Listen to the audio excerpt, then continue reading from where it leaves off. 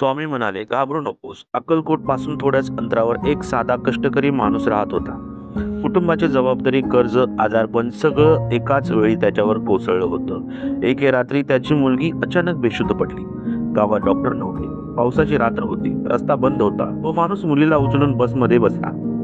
डोळ्यात अश्रू, ओठांवर फक्त एकच नाव, स्वामी समर्थ, आता तूच वाचव.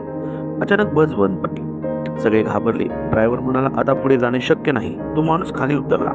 अंधार, पाऊस आणि शांतता. तेवढ्यात त्याच्या खांद्यावर कोणीतरी हात ठेवला. पांढऱ्या वस्त्रातील एक वृद्ध तेजस्वी चेहरा. ते फक्त एवढेच म्हणाले, घाबरू नकोस, पुढे चाल. क्षणात बस सुरू झाली. कोणाला काही समजलं नाही. रुग्णालयात पोहोचताच डॉक्टर म्हणाले, तुम्ही वेळेवर आलात. अजून 5 मिनिट उशीर झाला असता तर. तो माणूस थरथरत होता.